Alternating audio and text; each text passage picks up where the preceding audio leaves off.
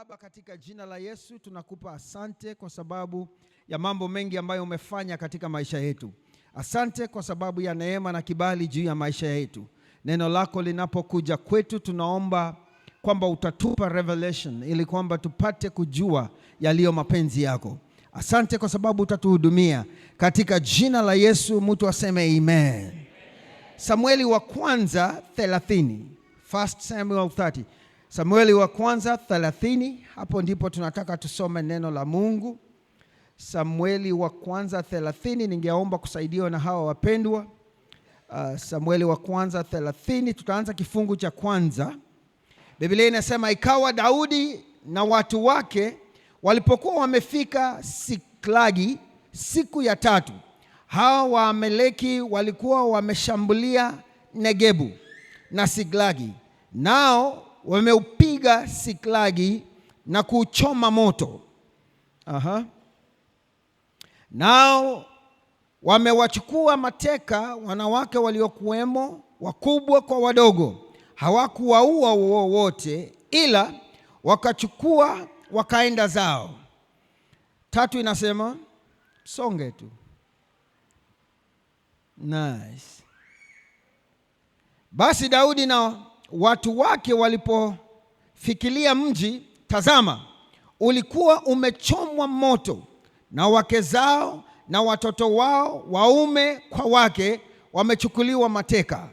Tutasoma kwa urefu kidogo. Ndipo Daudi na watu waliokuwa pamoja naye wakainua sauti zao na kulia, hata walipokuwa hawana nguvu za kulia tena. Kumbe mtu anaweza lia mpaka akose nguvu za kulia tena. Kwa hivyo kulia ni kazi Na hao wake wawili wa Daudi walikuwa wamechukuliwa mateka, Ahinoamu wa Yazreeli na Abigaili aliyekuwa mkewe Nabali wa Karmeli. Naye Daudi akafadhaika sana, kwa sababu watu walikuwa wakisema kwamba apigwe kwa mawe, kwa maana nafsi za hao watu wote walisononeka, kila mtu kwa ajili ya wanawe na binti zake. Lakini Daudi alijitia nguvu katika Bwana Mungu wake. Kisha Daudi akamwambia Abiathari kuhani, mwana wa Ahimeleki, tafadhali niletee hapa hiyo naivera. Naye Abiathari akamletea Daudi naivera huko. Daudi akauliza kwa Bwana akasema, je, nikiwafuata jeshi hili nitawapata? Naye akamjibu, fuata, kwa kuwa hakika utawapata, nawe hukosi, utawapokonya wote. Basi Daudi akaenda naye na wale watu 600 waliokuwa pamoja naye, nao wakifikilia kijito Besori, ambapo wale walioachwa nyuma walikaa. Nice. Twende. Lakini Daudi akakaza kufuata, yeye na watu 400, kwa maana watu 200 walikaa nyuma, ambao walitaka kuzimia, hata hawakuweza kukivuka hicho kijito Besori. 11 inasema, nao wakamkuta Misri mavueni, wakamleta kwa Daudi na kumpa chakula, naye akala, nao wakampa maji ya kunywa. Kisha wakampa kipande cha mkate wa tini na vishada 2 vya zabibu, naye akiisha kula roho yake ikamrudia, kwa maana alikuwa hakula chakula wala kunywa maji siku 3 mchana na usiku. Ndipo Daudi akamuuliza, wewe mtu wa nani? Nawe umetoka wapi? Naye akasema, mimi ni kijana wa Misri, mtumwa wa Mwamaleki mmoja. Bwana wangu aliniacha kwa sababu tangu siku hizi 3 nilishikwa na ugonjwa. Sisi tulishambulia Negebu ya Wakerethi na ya milki ya Yuda na Negebu ya Kalebu, na huo mji wa Siklagi tukauchoma moto. 15 inasema, Daudi akamwambia, je, wewe utaniongoza chini hata nilifikie jeshi hilo? Naye akasema, uniapie kwa Mungu ya kwamba hutaniua wala kunitia mikononi mwa huyo bwana wangu, nami nitakuongoza chini hata kulifikia jeshi hilo. 16. Na hapo alipokuwa amewaongoza chini, tazama, hao walikuwa wametawanyika juu ya nchi yote, wakila na kunywa na kufanya karamu, kwa sababu ya hizo nyara kubwa walizochukua katika nchi ya Wafilisti na katika nchi ya Yuda. 17 inasema, naye Daudi akawapiga tangu ukungu wa jioni hadi jioni ya siku ya pili. Hakuna aliyeokoka ila vijana 400 waliopanda ngamia na kukimbia. 18 inasema, Daudi akawapokonya wote waliokuwa wamechukuliwa na Wamaleki, naye Daudi akawaokoa wakeze 2, wala hawakupotewa na kitu, mdogo wala mkubwa, wana wala binti, nyara wala chochote walichojitwalia hao. Daudi akavirudisha vyote. Mtazame jirani yako, mwambie tunavirudisha vyote. Sasa yule ambaye umeongea naye ni kama hakuamini, ni kama haja kusikia. Tafuta mmoja ambaye anaweza kukuamini na kukusikia, mpe high five, mwambie tunavirudisha vyote. Mtikize, mwambie jirani, tunavirudisha vyote. Natamani ungekuwa na jirani mzuri, kwa sababu yule amekuongelesha ni kama mganga wa maisha yako. Hakutaki jameni. Patia mtu wa kushoto na kulia high five, mwambie jirani, tunavirudisha vyote.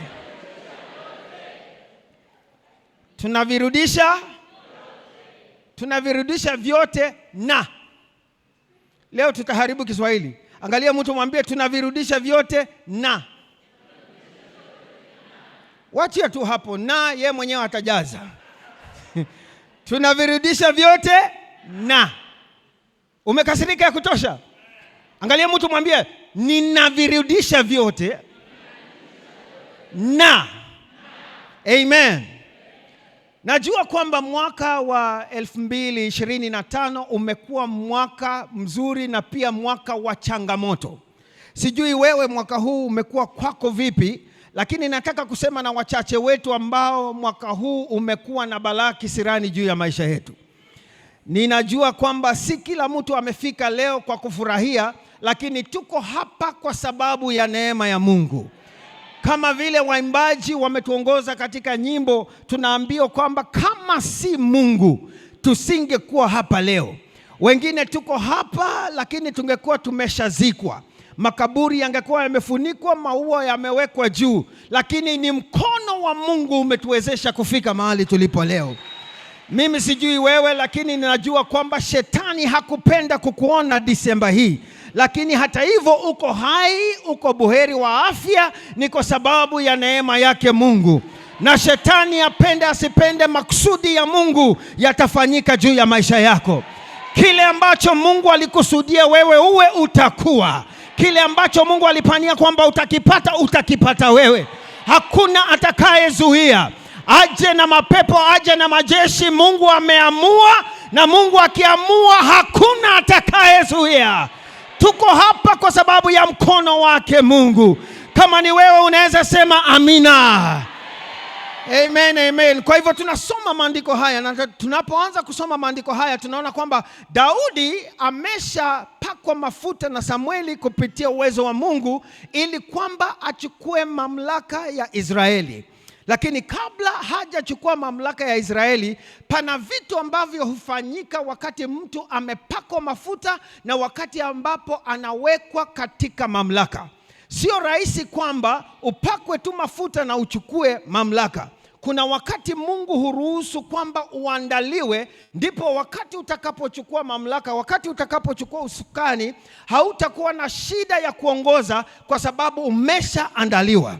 Ningependa kusema na mtu asubuhi ya leo kwamba kabla haujapatiwa baraka unaandaliwa kwa sababu ya hizo baraka.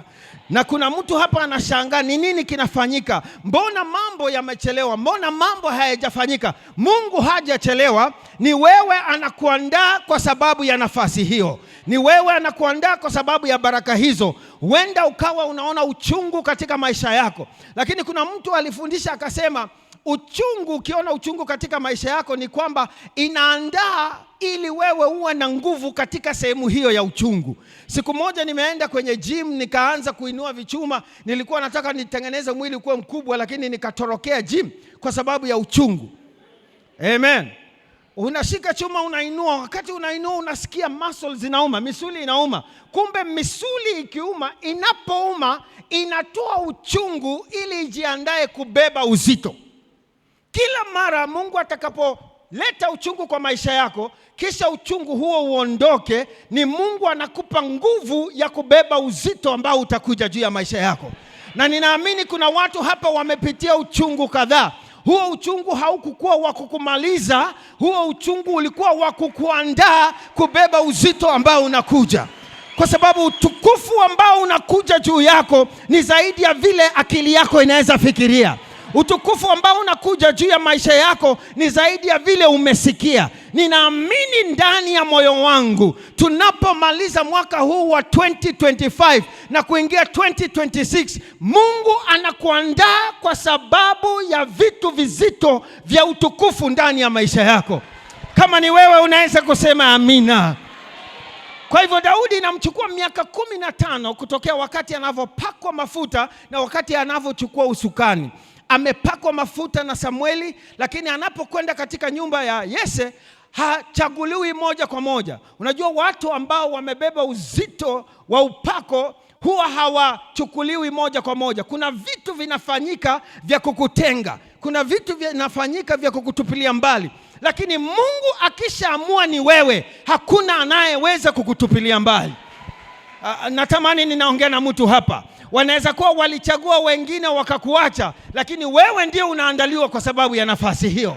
Inaweza kuwa kwamba wamependelea wengine wakaona wewe hauwezi, lakini Mungu bado anakuandaa kwa sababu ya neema inayokuja. Na nimekuja hapa kuwa mshuhuda pamoja na wewe, wapende wasipende, 2026 ni wewe Mungu atakayetumia kwa utukufu unaokuja. Kama ni wewe unaweza kusema ndio. Ndugu zako wawe tayari, kwa sababu Yusufu alipokuwa anatoa ndoto waliona kama huyu ni kichaa, lakini pamoja na kumuona kichaa, ni yeye ndiye alikuwa amebeba nyota ya nyumba yao. Na mimi nimekuja kushuhudia pamoja na wewe, hata kama wanakudharau, hata kama wamekutupilia mbali, hata kama wamekusahau, hata kama wanakuonea, nimekuja na ujumbe kwamba ni wewe Mungu anachagua kwa sababu ya nafasi hiyo. Utaingia kwenye nafasi hiyo, utaingia kwenye mamlaka hayo, na wewe ndiye utakayekomboa jamii yenu. Kwa hivyo kuna kuanga na ugumu katikati ya kupakwa mafuta na katikati ya kuweka kwenye utawala. Daudi anang'ang'ana miaka 15. Yusufu alikuwa miaka 17 wakati wanamuuza, wakati wanamtupa kwenye ile shimo, wakati wanamtupa gerezani. Lakini inakuja mpaka miaka 30, anapohitimu miaka 30 ndipo anaingia kwenye ikulu. Kwa hivyo nimekuja kutia mtu moyo hapa, Mungu bado hajachelewa. Patia mtu high five, mwambie Mungu bado hajachelewa. Huyo hajaamini. Patia mwingine high five, mwambie jirani yangu Mungu bado hajachelewa. Mwambie ninaandaliwa kwa makusudi. Na ndio unaandaliwa kwa makusudi. Wajua wakati unapoandaliwa kwa makusudi, watu watakucheka. Watu watasema mambo yako yameisha. Watu watasema hauwezi. Lakini hawajui kwamba ni Mungu anakuandaa kwa sababu ya makusudi ambayo yako kwa maisha yako. Usife moyo, usikate tamaa. Bado Mungu yuko pamoja na wewe. Bado Mungu anakutengeneza.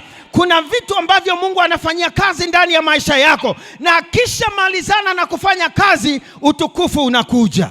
Kama ni wewe unaweza sema amina. Mtu sema amina.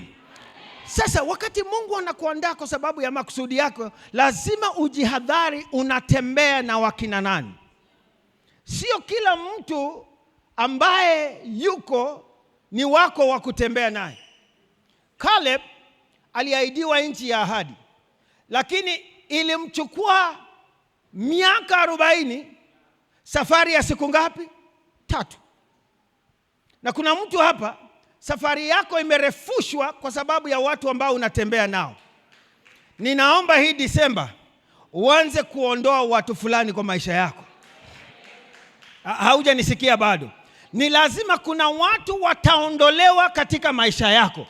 Kuna watu wa kurefusha safari yako, na tumeamua wapende wasipende wataenda. Tunawapenda hatuwapendi wataenda. Kwa sababu ya hii safari lazima mtu aondoke.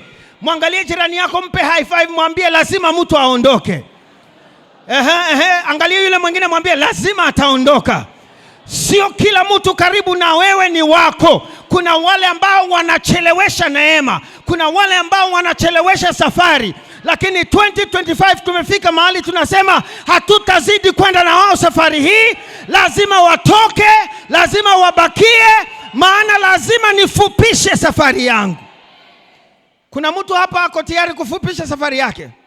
Basi kama unataka kufupisha safari, kuna watu lazima watafanya namna gani? Wataondoka. Lazima watu waondoke kwa maisha yako. Kila mara Mungu akitaka kukufikisha kwa hatima yako, kuna watu wataondoa na kuna watu wataleta. Ninaomba leo ukifika nyumbani, kwenye simu yako ifanyie kazi. Kuna watu lazima ublock. Usidelete tu, ublock. Kwa sababu ukidelete watapiga tena, ije tu na namba ya kawaida. Block. Angalia mtu, mwambie block. Kama 2026 itakuwa ni mwaka wa hatima, kuna watu lazima tutafanya namna gani? Tutablock. Na kublock ni kiungu, ni kiroho. Usikuwe na huruma ukadhania kila huruma ni ya kiungu. Wakati mwingine unaweza hurumia shetani, wakati mwingine unaweza hurumia mapepo. Kwa hivyo kuna mapepo lazima tutablock. Unakwenda unashika simu yako unasema, wewe umechelewesha safari yangu kwa miaka 5. Umenitesa. Wewe na sura yako na nguo zako, potea. Niondoke. Alafu unapiga block. Ukiblock unasema asante Yesu.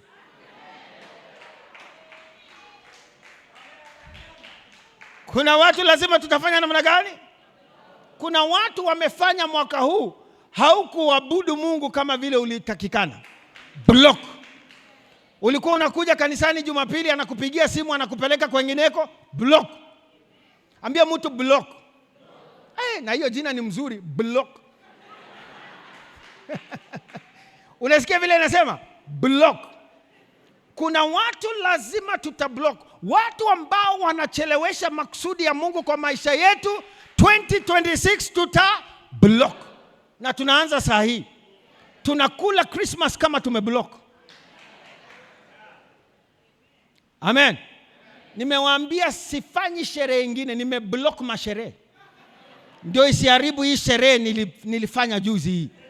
Kuna nyama nimekula, sitaki ichafuliwe na nyama zingine zimechemshwa. Wewe unaenda harusi unapata mpaka matunda yana hang.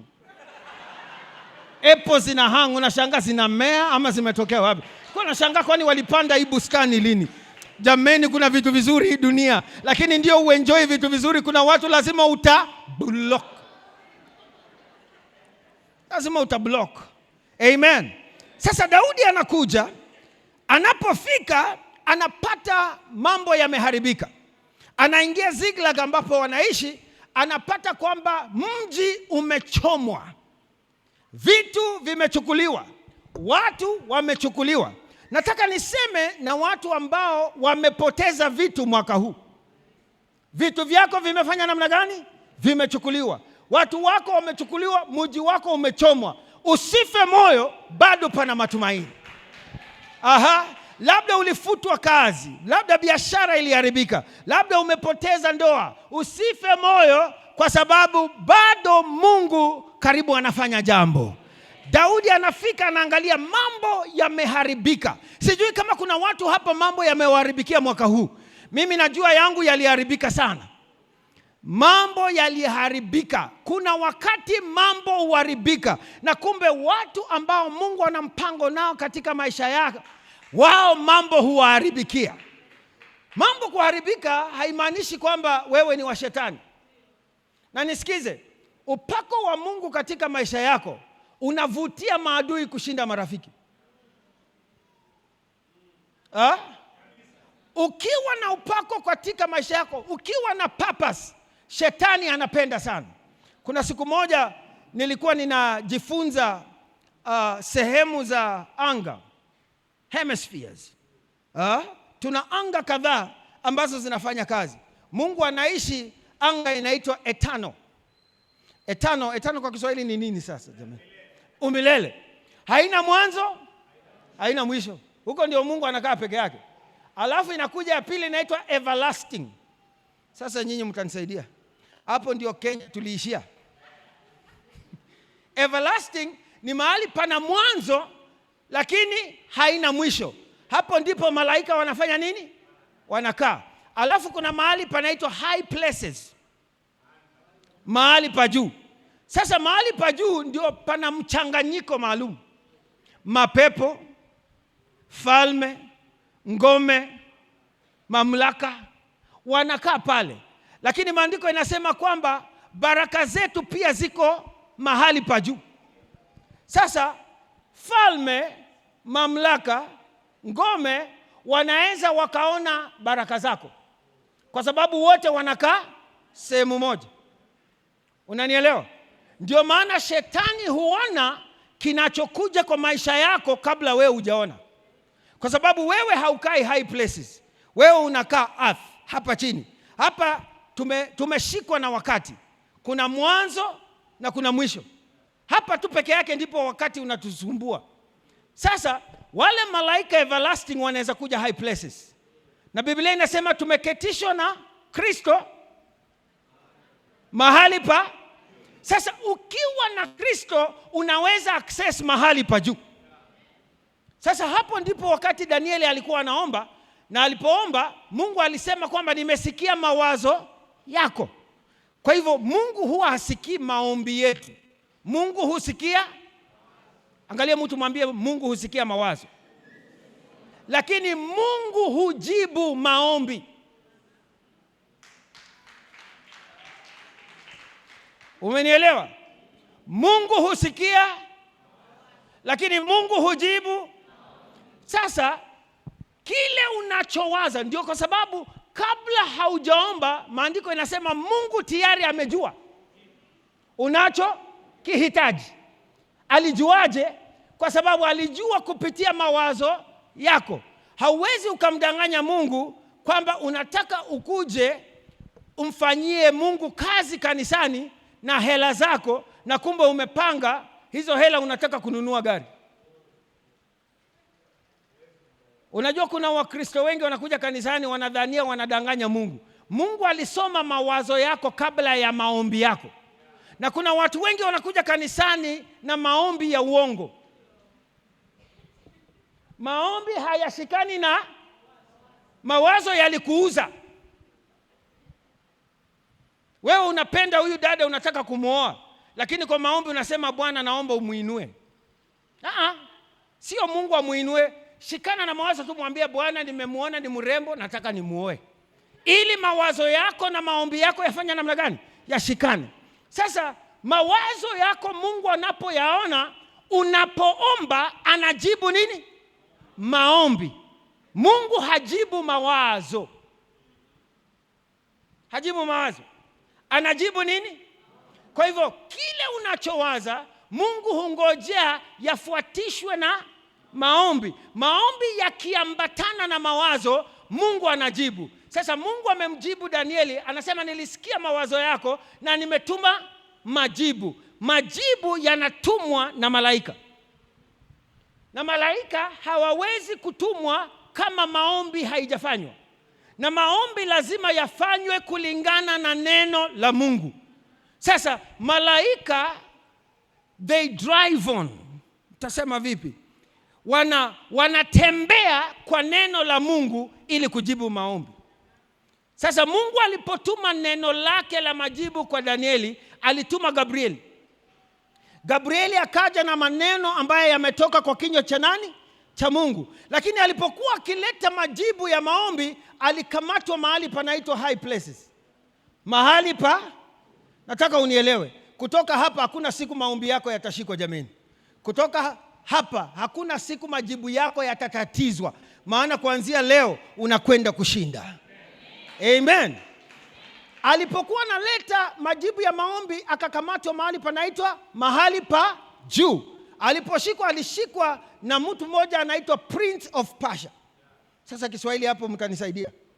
Prince of Persia alimkamatia pale juu. Alipokamatwa, majibu ya maombi ya Daniel hayawezi kufika kwa sababu malaika anayeleta majibu amefanya namna gani?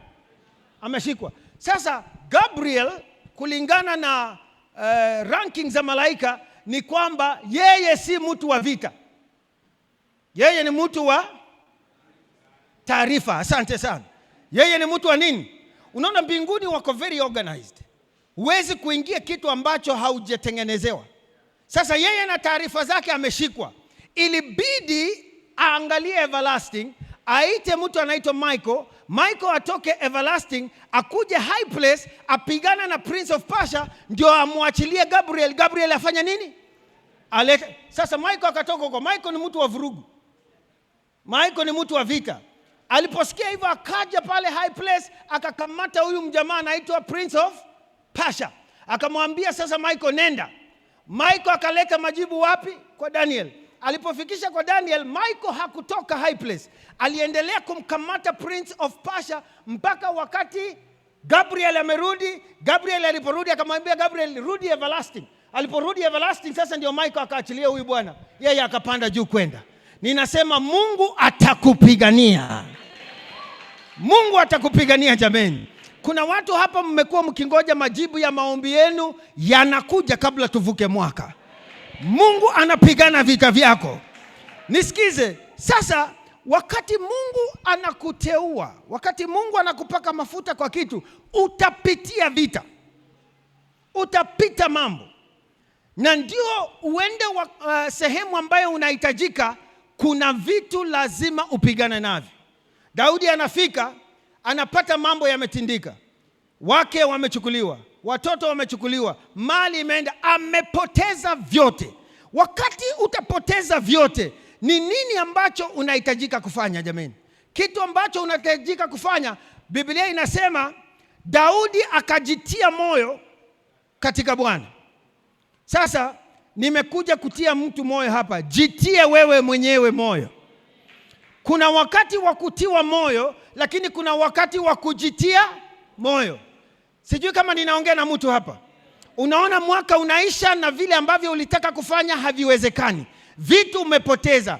Jambo la kwanza unafanya ili kwamba urejeshe vitu vyote, na ni lazima utajitia moyo.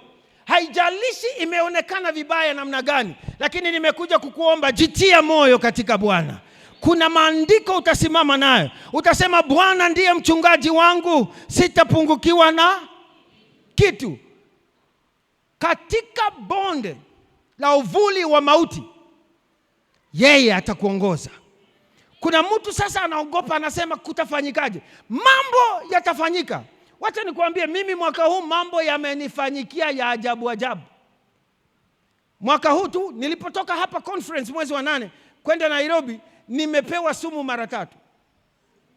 Yaani tu unapewa sumu ukufe. Lakini sisi wengine tuna mioyo kama ya paka. Paka nasikia ana mioyo ngapi? 7, hakufi. Wamepiga ya kwanza, ya pili, ya 3, sifi. Tumefika mahali siku moja ninakwenda kumtembelea rafiki yangu. Kufika kula naona tu giza giza, naona tu giza giza. Giza giza, nashangaa, hai. Kwani ni saa ngapi? Nikamuuliza rafiki yangu, kwani ni saa ngapi? Ananiambia ni saa 7 mchana. Kumbe blood pressure inashuka. Natoka hapo nakimbishwa hospitali, blood pressure imefika 40. Daktari ananiambia, wewe na marehemu mko sawa. Nimekaa huko nasikia baridi, mwili umejaa baridi. Ninawekwa tu maji, paindi 10 za maji. Walikuwa wanaweka tu, inakuja inashuka, inakuja inashuka, inakuja. Wewe ushawahi fika katika uvuli wa mauti. Shainusa kifo. Nimenusa kifo mwaka huu. Tunamalizana hapo, bado nimewekewa ile shindani ya mishipa. Inabidi twende Mombasa na mke wangu. Naambia mke wangu twende Mombasa, tunapanda basi kwenda Mombasa. Wakati tunaelekea kwenda Mombasa, tunaingia basi. Basi hiyo tunaenda. Karibu tufike Mombasa, tulianguka na basi. Yaani ndugu yangu, dereva ameamua hii basi ifike Mombasa na fujo. Anaenda anataka kuovertake, gari nyingine inakuja. Gari kukuja ame lose control. Wacha hiyo kitu ipige chini. Na ikaanguka ile side yenye sisi tumekalia. Ikaanza kuteleza chini. Mita 120 ikiteleza chini, inawasha moto. Mungu akaniambia tu fanya hivi. Shika mke wako na umuinue juu, maana alikuwa amekalia kwa dirisha. Mimi nikamshika kama ninja wa Kristo, nikamuinua juu.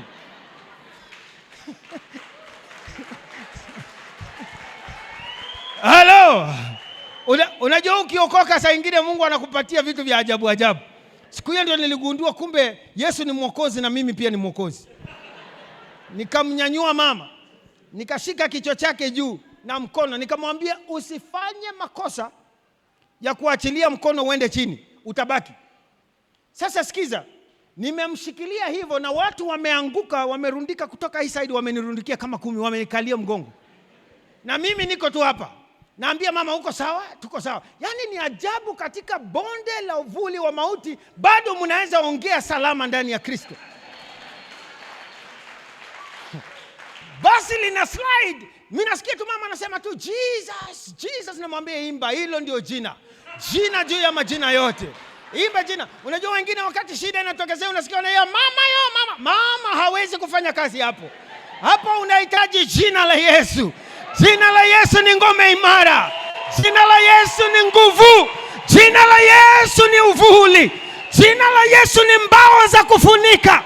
Anapoita jina la Yesu na mimi nasikia nguvu, nimemshikilia tu. Wangwana wameirundika kwangu, lakini mimi nasikia tu nimemshikilia. Tunaenda, moto inawaka, watu wanapita, wengine wanapita.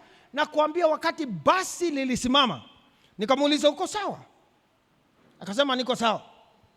Nikamwangalia, nikaona mifupa ya mifupa bado imesimama. Nyama ya nyama yangu bado imeshikana. Nikamwambia unaweza tembea? Akamwambia simama, akasimama. Akamwambia unasikia miguu? Akasema nasikia. Haya. Mahali tunafaa kutokea ni ile dirisha la dereva, ile kioo ya mbele. Sasa nikamwambia unaweza ona mbele? Akasema ninaona. Nikamwambia twende. Tukaanza, maana tulikuwa tumekaa karibu na dereva. Tukashuka, tukatokezea kwa kioo. Watu wanatokezea, watu wamevunjika. Wale waliokuwa wameketi nyuma yetu wote wamekufa. Maana sasa walitupwa nje, vioo vimekata, frame imekata. Hatuoni dereva. Tukatoka nje, watu wametoka nje, tukapoa kidogo. Baada ya dakika 10 nikamwambia mama wacha niendee mabegi zetu. Mama akasema unarudi kwa hiyo kitu ndani? Nikamwambia nitarudi. Begi lazima tutoke, maana lazima tukomboe vyote.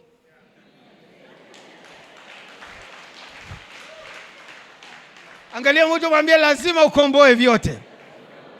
Kifo isikutishe, lazima utakomboa vyote. Nikatoka nikaingia. Kuingia ndani nikaona hapa kuna maiti ya kwanza. Nikaruka juu. Kuruka, nafika wa pili akanishika mguu. Jamaa amekatwa hapa. Huku hakuna, huku kumebaki, lakini ananishika mguu. Ananiambia tulikuwa pamoja, usiniache. Usiniache. Na muangalia huyu jamaa miguu hana. Sasa nitabeba nini hapa? Nikamwambia fanya hivi. Wacha nitoe begi, tunakwenda kutafuta shoka tukate frames tuwaokoe. Lakini nilijua hatutawaokoa. Wameshakwenda. Watu walikufa jameni. Tulipotoka hapo ndani na begi, wakati wameamsha basi, maiti wamejaa chini. Lakini sisi Mungu ametutoa ndani. Nimekuja kukutia moyo. Hata ifanyikaje, Mungu atasimama na wewe. Mungu atakulinda. Mungu atasimama na wewe. Nimekuja kusema tunamaliza huu mwaka na chochote ulichopotesha, Mungu atahakikisha kinarejea. Pesa zako zinarudi, amani yako inarudi, watoto wako wanarudi, ndoa yako inarudi, kwa sababu kuna Mungu mbinguni. Maandiko yanasema na Daudi akajitia moyo katika Bwana. Usimalize huu mwaka umevunjika moyo. bado Mungu ana makusudi na maisha yako. Alipojitia moyo akauliza, he inquired of the Lord. Maandiko inasema akauliza kwa Bwana, je, niwafuate? Akasema wafuate, utawapata. Kauliza, can I pursue? Fuata. Shall I overtake? Utawapata. Nisikize, wakati ambapo umejitia moyo katika Bwana na mambo yote Mungu amesimama, ili Mungu akurejeshe vitu vyote, Mungu hawezi kukurejeshea chochote kabla haja kurejesha wewe. God will first restore you before he restores yours. Na katika season hii Mungu anarejesha watu. Sikiza, Mungu hawezi kukurejeshea unachohitaji kabla hajarejesha wewe kushikana na kile unachohitaji. Na kuna watu hapa Mungu ameweka makusudi makubwa ndani ya maisha yenu. Kitu anafanya kabla twende Krismasi, anakurejesha wewe. Furaha yako lazima irejee. Basi Mungu hata kurejesha mpaka ufike mahali pa kumpa sifa. Ndio maana asubuhi ya leo tumesema haijalishi kile tumepitia, tunakupa sifa. Yote uliyotenda ndani mwangu, makubwa na madogo, Bwana, hata kama sijafika, nimekuja kukurudishia shukrani. Nimekuja kukupa sifa. Na mwaka huu usiishe kabla haujarejesha sifa kwa Bwana. Daudi anaandika, anasema, sitasahau matendo yako makuu katika maisha yangu. Sitasahau uliponitoa.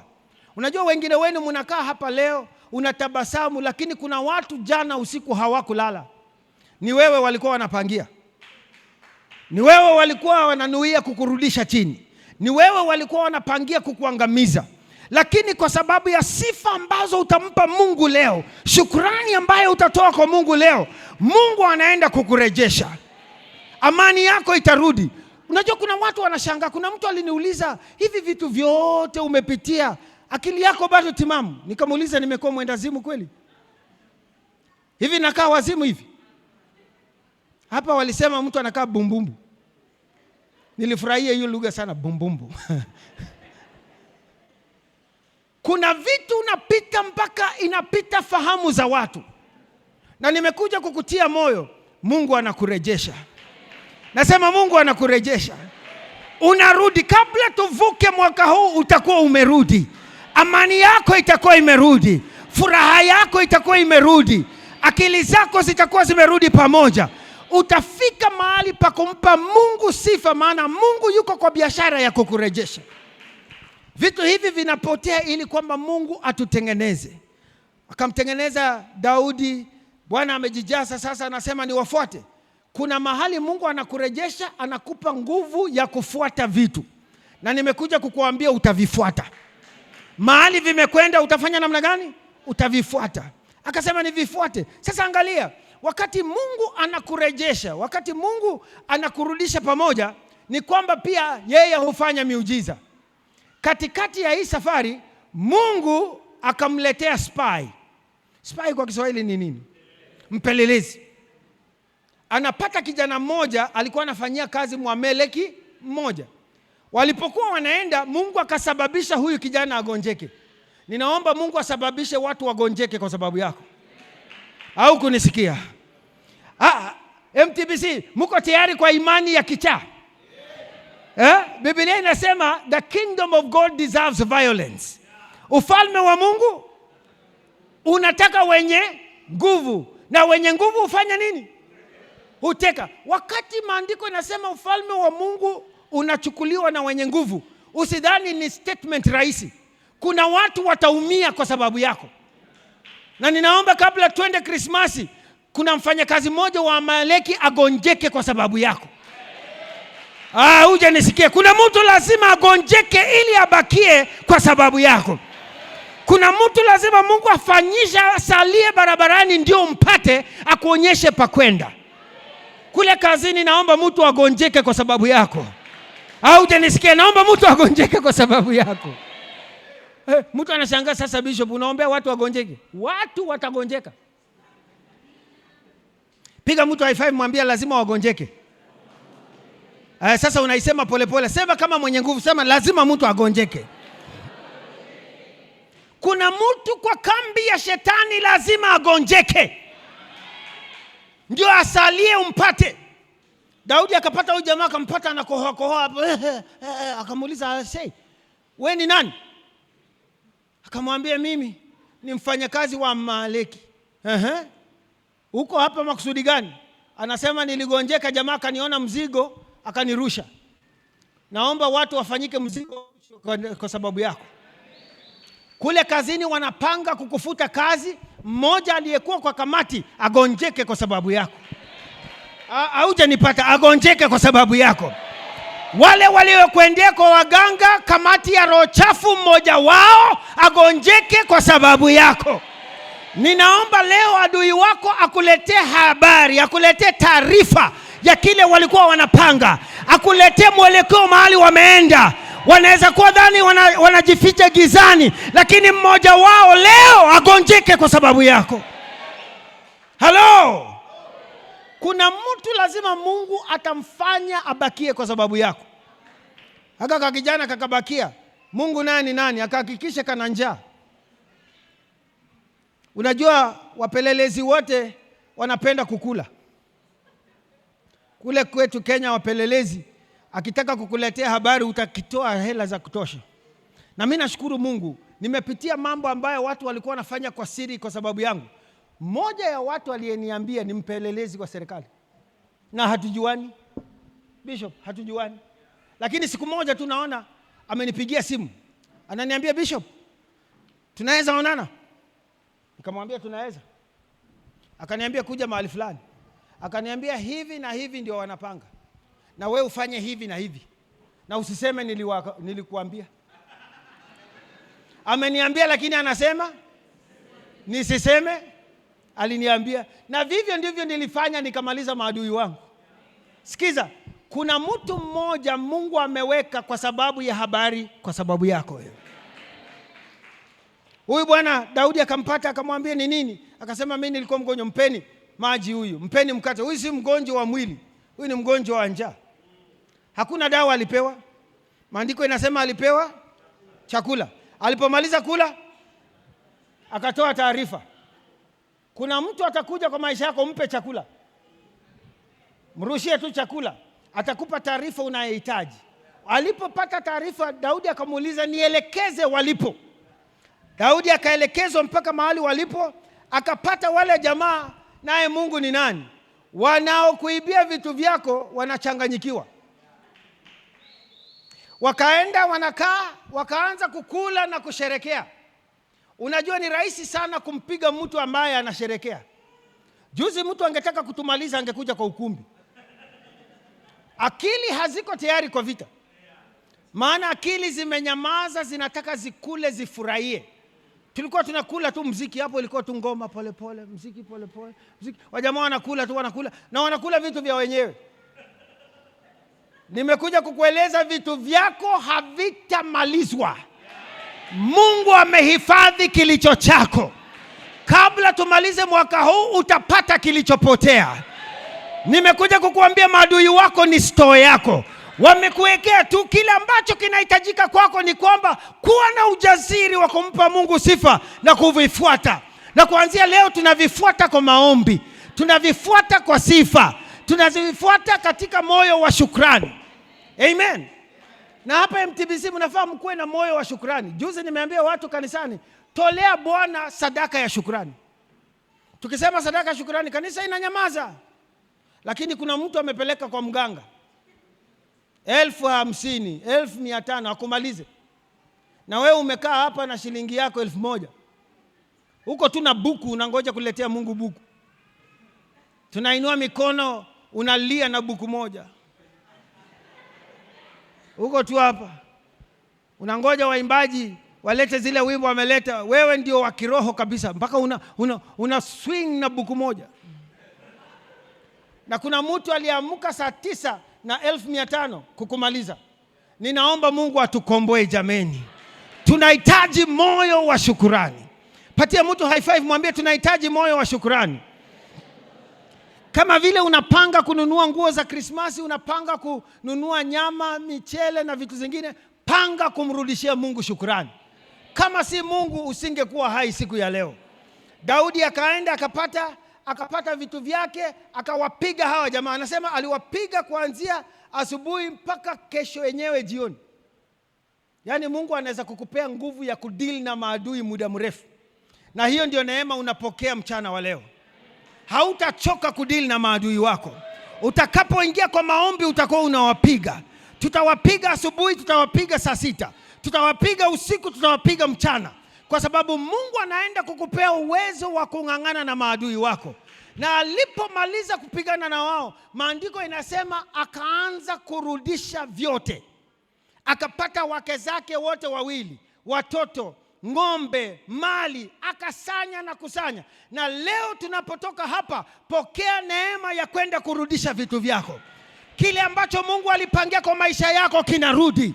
Nimekuja kukutangazia katika jina la Yesu, nyumba ambayo ulikuwa ujenge na uimalize inarudi. Gari ambayo ulikuwa ununue inarudi.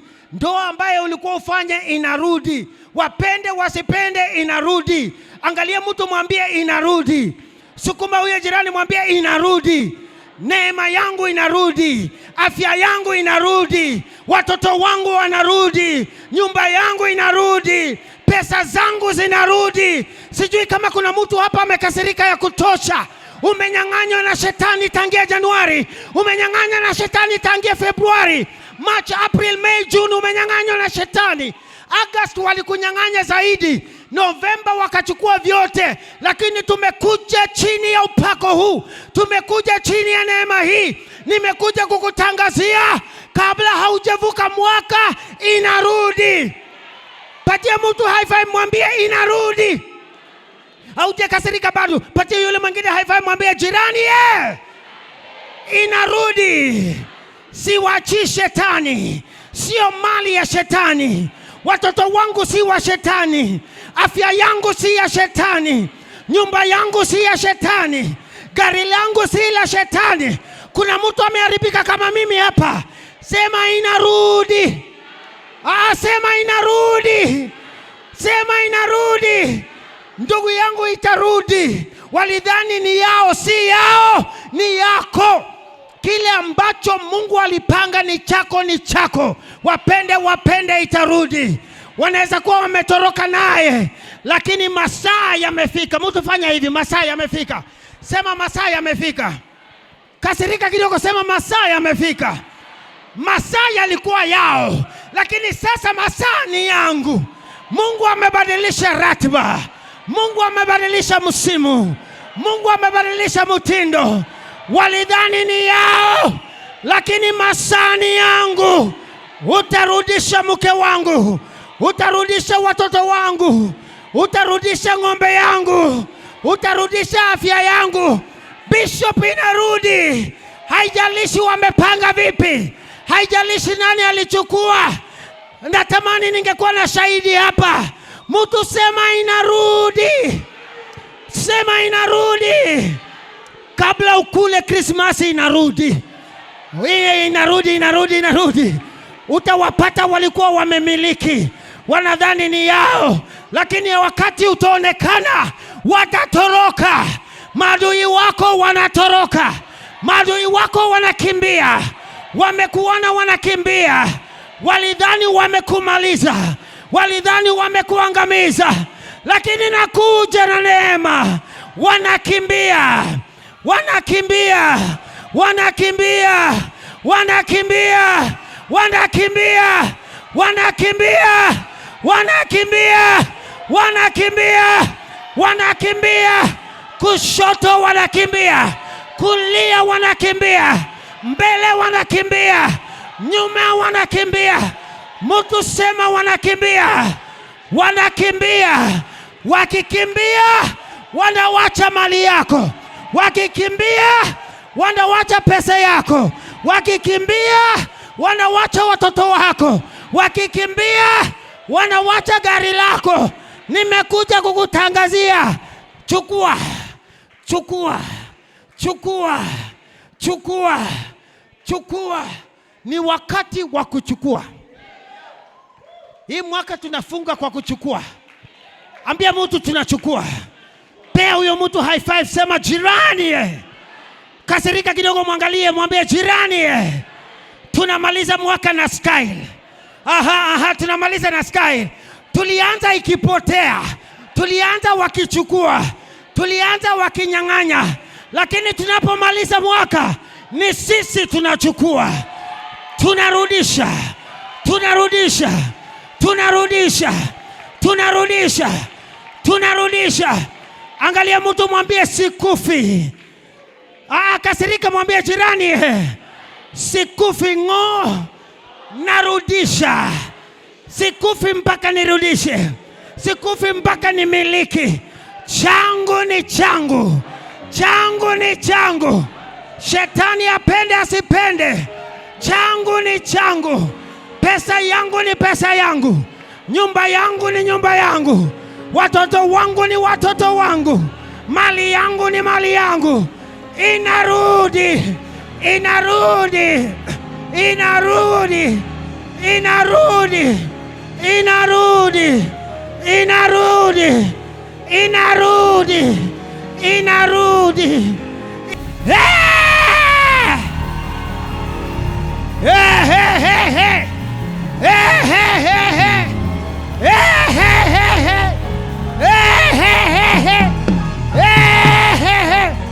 Inarudi, inarudi, inarudi. Nani alisema ni yako? Ni yangu. Ambia mtu ni yangu.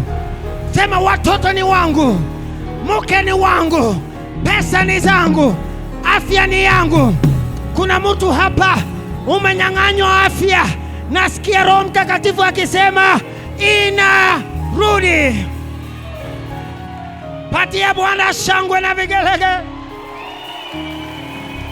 Patia Bwana sifa za kelele, sifa za kelele, sifa za kelele.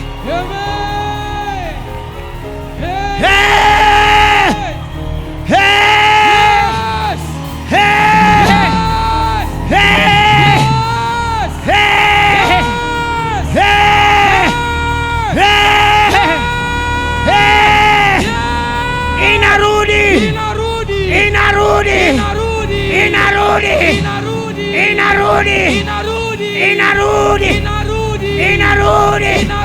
katika jina la Yesu, katika jina la Yesu, katika jina la Yesu, katika jina la Yesu, katika jina la Yesu, katika jina la Yesu. Hauendi nayo, haupotei nayo wewe adui. Inarudi. Uliniendea kwa waganga, inarudi. Ulinipangia njama, inarudi. Ulinipita mbele, inarudi.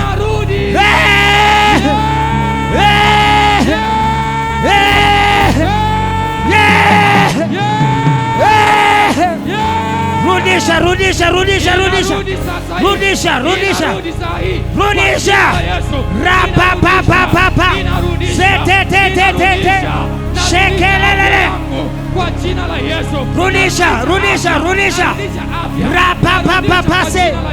Shodo la la la la la la. Rudisha, rudisha, rudisha. Rudisha, rudisha. Sio yake ni yako. Rudisha, rudisha, rudisha, rudisha. Nafasi yangu narudisha sahi, narudisha sahi, narudisha sahi. Kwa jina la Yesu inarejea, inarejea, inarejea, inarejea. Nafasi yangu pale kazini inarejea, heshima yangu ninarudisha, ninarudisha, ninarudisha. Kila ambacho adui alibeba narudisha sahi, narudisha sahi, narudisha sahi. Ni vya kwangu, ni vya kwangu, ni vya kwangu, ni vya kwangu, ni vya kwangu, ni vya kwangu, ni vya kwangu. Amani ya ndoa iliyotoweka narejesha sahi, amani ya ndoa iliyopotea narejesha sahi, amani ya ndoa iliyopotea narejesha sahi kwa jina la Yesu. Omba, omba, omba, omba, omba, omba, omba, omba. Rudisha, rudisha, rudisha, rudisha, rudisha, rudisha, rudisha, rudisha, rudisha, rudisha, rudisha, rudisha, rudisha, rudisha, rudisha, rudisha, rudisha, rudisha, rudisha, rudisha, rudisha afya yako, rudisha uzima wako, rudisha, rudisha, rudisha, rudisha, rudisha, rudisha afya, rudisha uzima, rudisha, rudisha, rudisha mtaji wako, rudisha mume wako, rudisha, rudisha, rudisha, rudisha, rudisha, rudisha, rudisha, rudisha, rudisha, rudisha, rudisha, rudisha,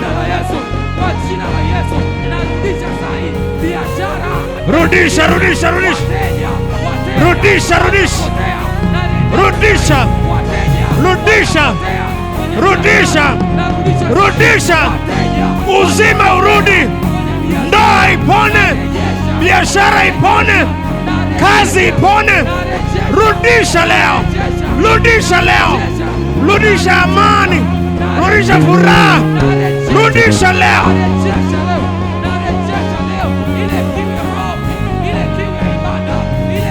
Karabasatarabos,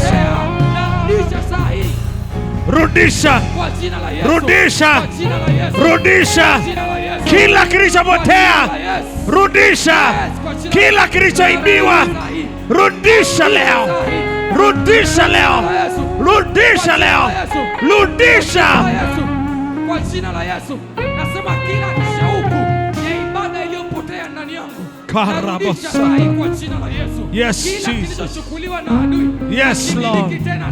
Yes, Lord. Yes, Lord. Yes, Lord. Encourage yourself. Encourage yourself. Encourage yourself. Jitie moyo. Encourage yourself. Jitie moyo. Encourage yourself. Don't lose heart. Usipoteze. Usife moyo. Usife moyo. Usife moyo. Nasema usife moyo. Nasema usife moyo. Sio mwisho wako. Sio mwisho wangu. Sio mwisho wangu. Sio mwisho wangu. Sio mwisho wangu. Nasema sio mwisho. Nasema sio mwisho. Nasema sio mwisho. Kwa jina la Yesu. Kwa jina la Yesu. Kwa jina la Yesu. Haijawa mwisho. Kwa jina la Yesu. Namiliki tena. Karabasika. Kwa jina la Yesu. Kwa jina la Yesu. Kwa jina la Yesu. Kwa jina la Yesu. Kwa jina la Yesu. Kwa jina la Yesu. Yes, Lord. Yes, Lord. Sema Bwana Yesu. Bwana Yesu. Mchana wa leo. Mchana wa leo. Siku ya leo. Siku ya leo. Kila kilicho changu. Kila kilicho changu. Kinarudi. Kinarudi. Kila nilichopoteza. Kila nilichopoteza. Kinarudi. Kinarudi. Kila kilichoibiwa. Kila nilichoibiwa. Kinarudi. Kinarudi. Popote walipochukua. Wanarudisha. Wanarudisha. Wanarudisha. Wanarudisha. Wanarudisha. Wanarudisha. Leo. Kwa jina la Yesu. Wanarudisha saa hivi. Sasa hivi. Sasa hivi. Wanarudisha saa hii. Saa hii. Saa hii. Saa hii. Adui unaachilia. Yes, Lord. Saa hii. Yes, Lord. Saa hii. Uzima ni sehemu Kwa yako. jina la Yesu. Afya ya Mungu ni sehemu yako. Kwa jina la Yesu. Mafanikio ni sehemu yako. Jina la Yesu. Nasema unainuka tena. Kwa jina la Yesu. Kipawa chako Kwa jina la akiwezi kikanyamaza, Yes. akiwezi kikafinyiliwa chini. Unainuka tena. jina la Yesu. Biashara Kwa jina la Yesu. inainuka tena. Yes. Mtaji unarejea Kwa tena jina la Yesu. kwa jina la Kwa Yesu. jina la Yesu. Kwa jina la Yesu. Asante Yesu, Asante Yesu. katika jina la Yesu. Katika jina la Yesu. Amen. Amen. Makofi kwa Yesu. Amen. Makofi kwa Yesu. Makofi kwa Yesu. Makofi kwa Yesu. Makofi kwa Yesu. Makofi kwa Yesu. Thank you Jesus. Yes.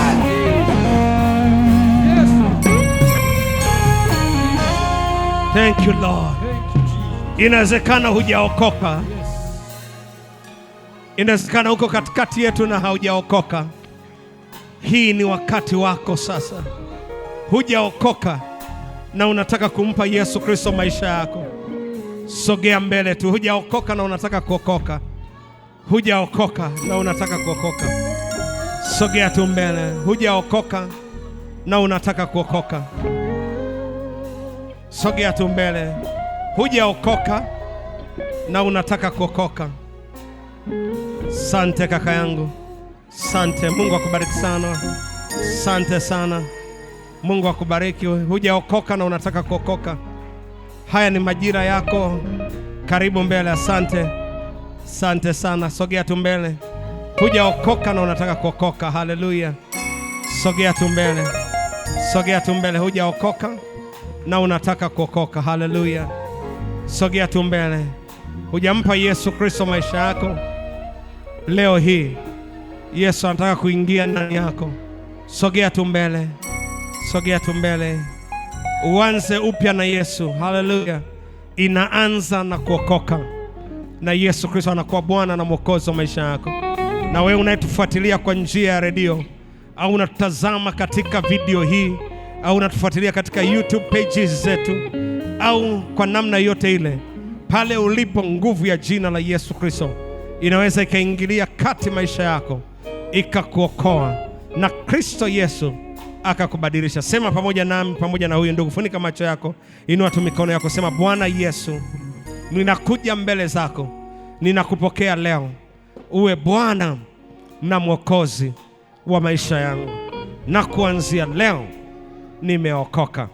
Dhambi sio sehemu yangu, uzima wa Mungu ndio sehemu yangu, katika jina la Yesu, amen. Baba, asante kwa ajili ya ndugu huyu na wale wanaonifuatilia kwa njia ya redio. Mungu, asante kwa kuwa pale walipo upo na unayaokoa maisha yao, unawafungua na kuwafanya kuwa upya katika jina la Yesu Kristo. Uwaokoe katika jina la Yesu Kristo. Asante Bwana, katika jina kula Yesu Kristo, na wote tuseme amen. Karibu katika wokovu, na Mungu akubariki sana sana sana sana.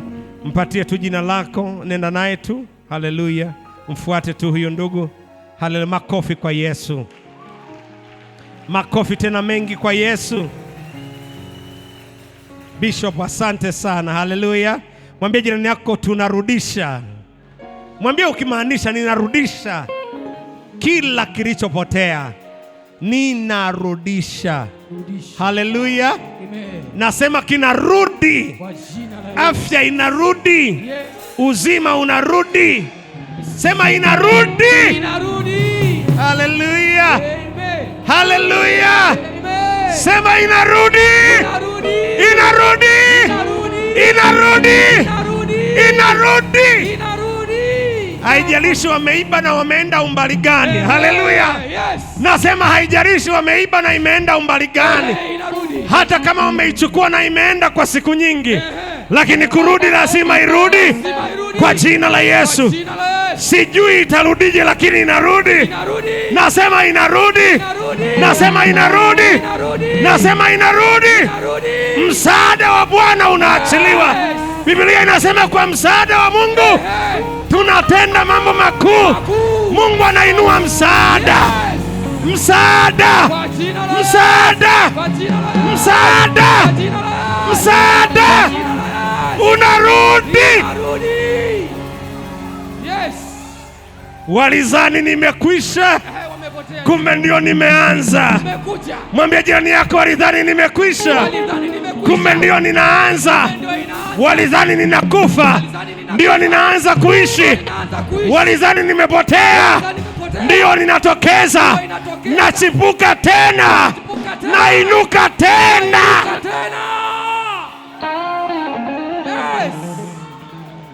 Walidhani wanachukua wake wa Daudi na wamewin, wamefanikiwa, lakini katikati ya sherehe yao Mungu anageuza sherehe yao kuwa matanga katika jina la Yesu.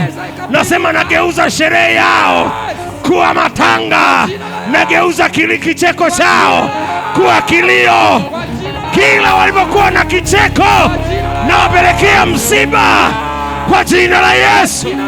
Kwa jina la Yesu nainuka tena. Hallelujah. Kwa jina la Yesu. Hallelujah. Meza imepinduka. It is not over Haijakwisha. until it is over. Imekwisha. Paka Mungu aseme imekwisha. Yes.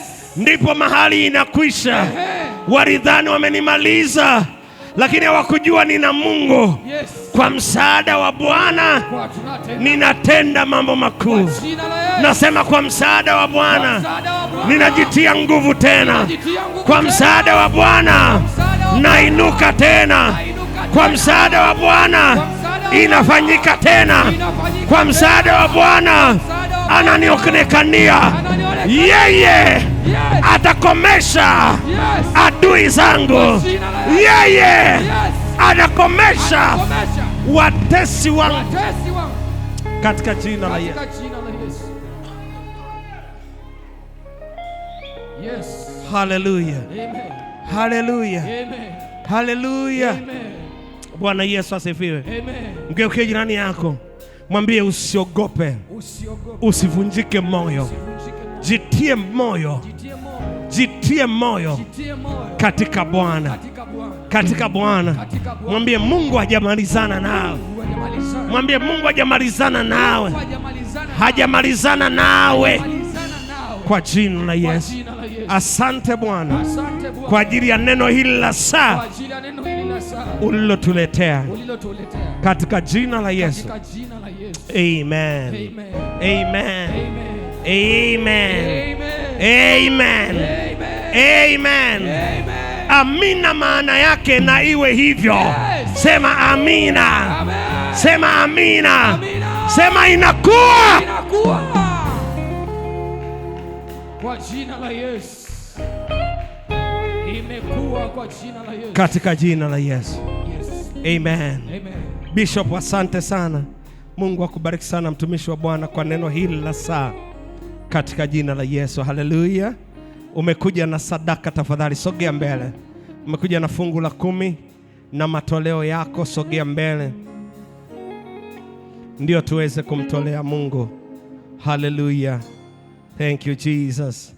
Haleluya. Thank you Lord. Sogea tu mbele. Haleluya.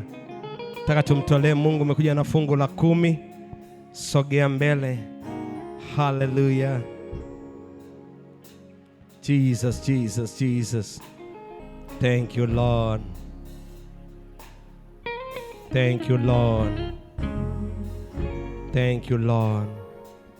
Hallelujah. Thank you Jesus. Hallelujah. Thank you Lord. Thank you Jesus. Baba, asante kwa ajili ya watoto wako hawa ambao wamesimama katika madhabahu hii. Asante kwa ajili ya wale wengi ambao wanatufuatilia kwa njia ya redio na mitandao ya kijamii na wanatoa katika akaunti yetu ya CRDB na wengine wanatoa katika namba yetu ya lipa namba ya Yasi. Mungu, asante kwa ajili yao, lakini asante kwa hao waliosimama katika madhabahu hii. Baba, tunapokea sadaka hizi na kukushukuru tukisema ni asante kwa kila anayenyosha mkono wake kutoa. Baba, uwabariki katika jina la Yesu Kristo, uwaongeze na kuwazidisha, uwafanye kuwa heri katika jina la Yesu Kristo. Fungua kila mlango wa maisha yao Baba, ukawatendee zaidi maradufu na kuzidi katika jina la Yesu Kristo. Sante kwa ajili ya baraka yako, sante kwa ajili ya maongezeko yako, lakini asante kwa ajili ya mazidisho yako. Ninakutukuza Bwana katika jina la Yesu Kristo, na wote tuseme amen. Mungu awabariki sana. Mungu akubariki sana. Mungu akubariki sana. Ubarikiwe sana na Bwana. Mungu akubariki sana.